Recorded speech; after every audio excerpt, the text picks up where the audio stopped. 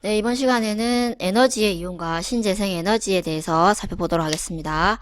에너지는 그리스어로 에르고네에서 나왔고 이것은 일을 하는 능력이라고 정의가 되었습니다. 그래서 역사적으로 보면 인류는 불의 발견, 전기기관의 발명 등 에너지의 이용에 따라서 비약적으로 발전해왔죠. 그래서 무엇보다도 인류에게 에너지는 중요하게 작용했는데 에너지는 주로 빛 또는 동력 그리고 연료로서 인간에게 많은 혜택을 주었죠. 특히 전기 에너지를 이용하는 현대에는 전자정보화 사회 시대를 열게 되었고 이를 통해서 생활을 보다 편리하게 할 수 있게 만들었습니다. 2010년 우리나라의 경우 아래 표와 같이 전체 에너지의 약 96.5%는 우리나라 대한민국 같은 경우에 수입에 의존하고 있죠. 그러한 사항들을 이 그래프를 보면 알 수 있다는 것입니다.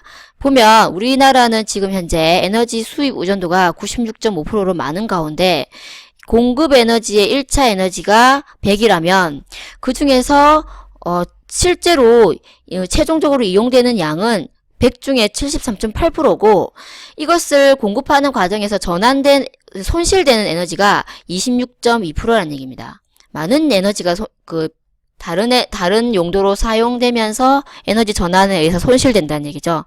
이 중 공급되는 그래서 1차 에너지의 약 26.2%가 이렇게 전환되는 과정에서 손실이 되고 최종적으로 73.8%만이 우리가 실제 에너지를 수입하는 것 중에 2차 에너지로 소비되고 있다는 얘기입니다. 첫 번째 에너지 중에서 화석 에너지를 보면 주로 석유, 석탄, 그리고 천연가스 등이 이러한 화석 에너지에 해당되고 화석 에너지는 두 가지 문제점을 안고 있죠. 첫째가 재생 불가능한 자원입니다. 그러니까 한번 쓰면은 다시 원래대로 돌이킬 수 없기 때문에 제한되어 있죠. 그리고 둘째, 화석 에너지를 이용할 때 발생하는 이산화탄소는 지구온난화의 주범이 되고 있죠.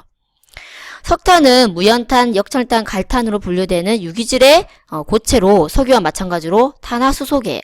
그러니까 이거는 2학년 때 배우지만 탄소와 수소로 된 에너지원이라는 것입니다. 탄화수소라고 하는 것은 전 세계 고품질 석탄 매장량은 약 1조 755억 톤으로 가체 연수는 그러니까 실제로 우리가 이것을 쓸 수 있는 기한 연수는 약 328년 정도로 석탄을 우리가 이 정도 속도로 쓴다면 328년 정도는 쓸 수 있다는 얘기입니다. 근데 무엇보다도 석유가 이제 우리가 현재 인류 의존도가 가장 높은 에너지원이죠. 그래서 다양하게 쓰고 있는데 석유의 매장량은 현재 전 세계적으로 약 1373억 배럴이 매장되어 있는데 실제로 이 정도 속도로 우리가 쓴다면 쓸 수 있는 연수는 약 43년 정도로 분석되고 있습니다. 그리고 천연가스는 석유가 생산될 때 함께 섞여서 생산되기도 하나 대부분 별도로 생성되는데 천연가스의 주성분은 알다시피 메테인가스, 그 다음 프로판가스, 부탄가스처럼 80에서 85%가 메테인으로 CH4라고 하는 메테인으로 공해 물질의 함량이 적어 에너지원으로 이용 가치가 높게 평가되고 있죠. 이 CH4의 기체가 알다시피 도시가스죠. 그래서 LNG 가스로 우리가 쓰이고 있죠. 이거는 천연가스죠.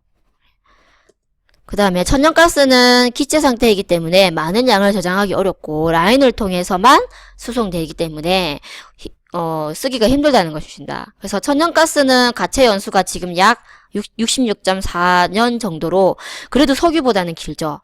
그 다음에 액화 천연가스가 있는데 이 LNG는 알다시피 CH4 아까 얘기했다시피 CH4 메테인 천연가스가 생성될 때 포함된 수분과 질소 불순물을 제거한 후 마이너스 162도씨 아주 낮은 온도에서 액화시킨 다음에 기화시켜서 사용하죠.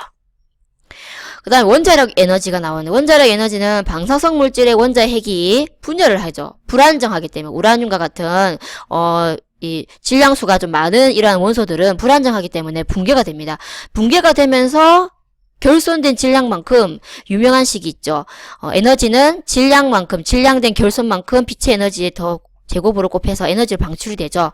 관계에 의해서 발생되는 에너지를 전기 에너지 형태로 변환하는 방식입니다. 그러니까 전기 에너지를 우리가 이제 주로 쓰고 있는데 전기 에너지를 이제 공급할 수 있는 게 이제 제한되어 있으니까 이제 원자력 가지고 지금 하고 있는데 원자력 에너지는 이렇게 불안정한 질량수가 높은 우라늄과 같은 이런 방사성 물질이 핵분열되면서 나오는 결손된 질량만큼의 에너지가 결국에는 거기서 에너지 나오고 그게 전기 에너지로 전환되는 방식이라는 것입니다.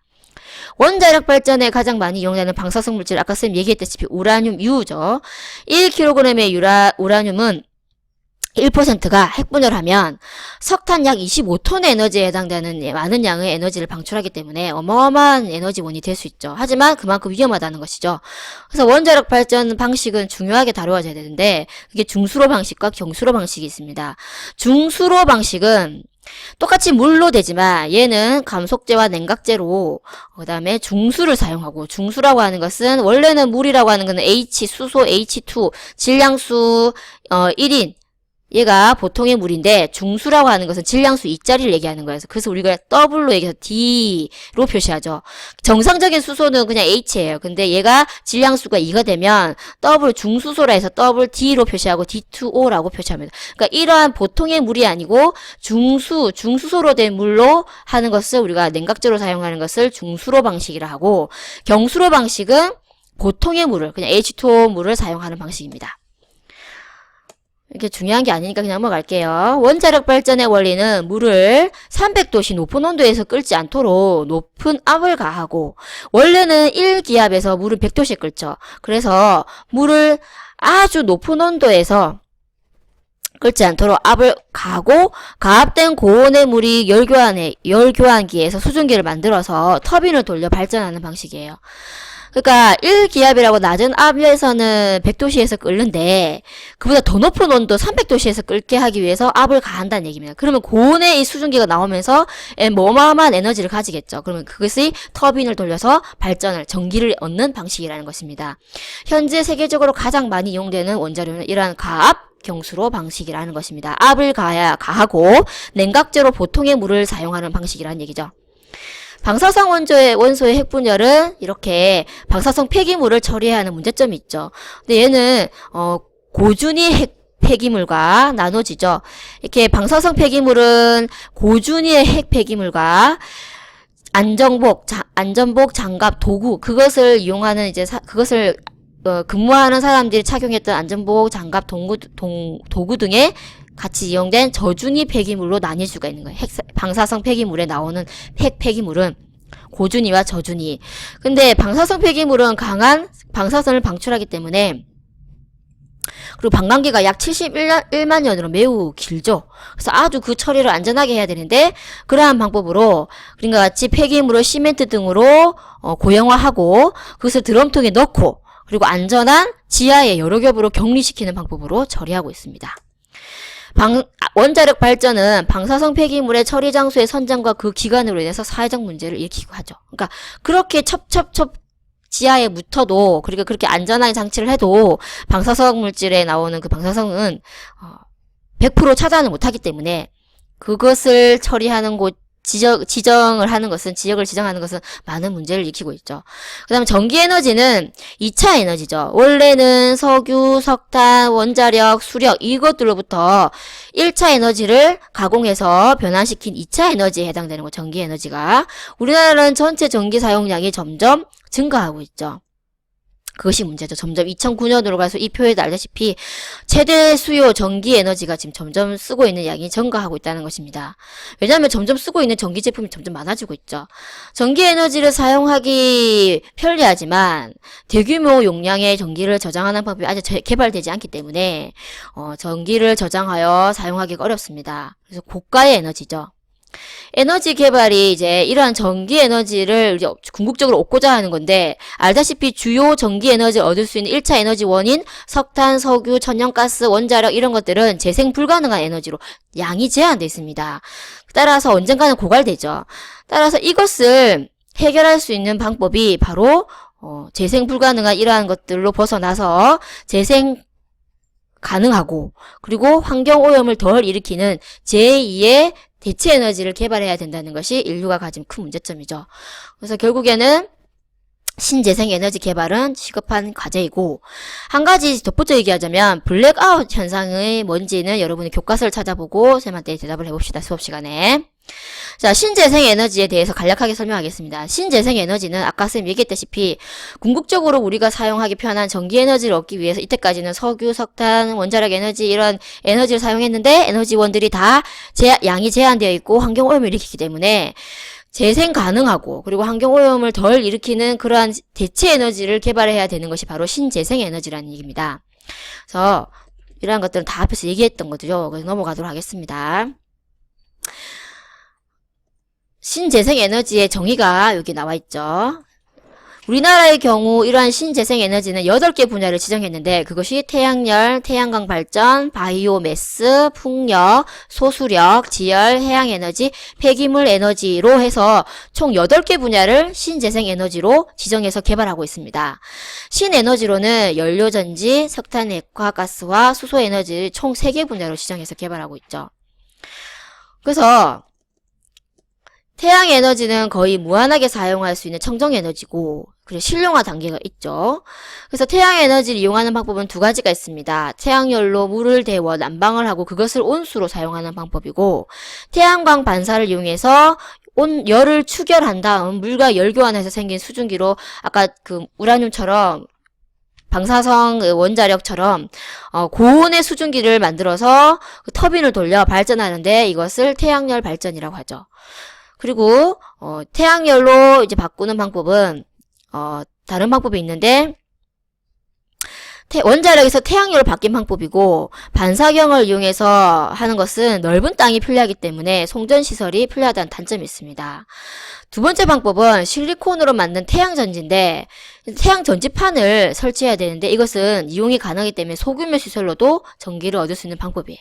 이게 태양광을 이용한 가로등인데 이건 대전과학단지에 모두 다 가로등이 이렇게 태양전지판을 이용한 가로등이라는 겁니다. 그리고 이거는 나중에 미래 자동차에 이렇게 썬루프에 태양광 전지판을 응용해서 자동차 굴리는데 필요한 전기 에너지를 얻는 거고요. 이건 미래의 비행기 모습이죠.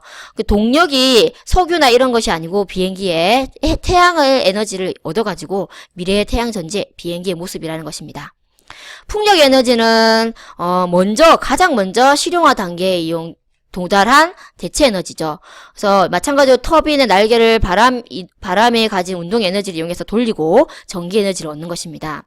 국토를 효율적으로 저렴하게 이용하고 공해 물질 저감 효과도 있지만 설치하는 데가 돈이 많이 들죠. 그 다음 지열 에너지는 지구 내부 표면에서 열을 의미하는데 지열 에너지는 열 전도와 가스 온수 및 화산 분출 등에 의해서 지표로 나오게 되는데 엄밀하게 보면 재생 불가능한 에너지지만 지구 전체가 가지고 있는 에너지니까 그 잠재력은 거의 무한하다고 할 수 있죠. 근데 지열 에너지는 온천과 같이 열원으로는 많이 개발되어 있지만 에너지원으로 개발된 건 아주 적습니다. 그래서 지열 발전은 이렇게 지열을 가지고 터빈을 돌려서 전기를 얻는 방법인데 이런 지열 발전은 발전 기술이 비교적 간단하고 공해 물질의 배출이 없는 장점이 있지만 또한 이것을 설치할 수 있는 지역은 한정되어 있죠. 지열이 나타나는 지구의 공간이 별로 없으니까. 그러한 문제점이 있습니다. 그 다음 바이오 에너지는 식물과 동물로부터 에너지를 얻는 건데 최근까지 생명을 가졌던 동식물의 구성물질과 배설물 등으로부터 얻는 방법이에요. 그래서 바이오매스, 바이오연료, 동물의 분뇨, 쓰레기 매립지 가스 등이 있습니다. 바이오매스는 각종 식물의 구성물질과 잔여물질을 가공하여 만든 연소재료를 포함하는 것입니다. 이런 것들은 수업 시간에 여러분이 찾아서 충분히 이해할 수 있는 내용이죠. 그래서 넘어가도록 하겠습니다. 결국에는 장단점을 정리하면 태양에너지는 청정에너지고 환경오염을 일으키지 않죠. 일조량이 충분한 지역을 우선적으로 설치해야 되고 풍력에너지는 바람에 가진 운동에너지를 가지고 이제 전기를 얻는데 발전 단가가 저렴하죠. 하지만 소음공해가 나타날 수 있습니다. 지열에너지는 지구 중심부의 열이 밖으로 나와서 열이 나타나는 것인데 이것을 할 수 있는 지역은 한정되어 있다는 것이 단점이죠. 마지막으로 바이오 에너지는 동식물로부터 얻을 수 있는 건데 어디에서나 쉽게 얻을 수가 있습니다. 그리고 환경적으로 안전하죠. 근데 넓은 면적의 토지가 필요합니다. 그리고 자원의 지역차가 크기 때문에 그러니까 이러한 에너지를 얻을 수 있는 작물이 많이 얻을 수 있어야 되는데 그러한 곳은 지역차가 크죠. 그래서 지역차가 크기 때문에 비료, 토양, 물 에너지 투입이 필요하다는 것입니다. 자, 이런 내용을 바탕으로 수업 시간에 공부해 보도록 합시다. 수고하셨습니다.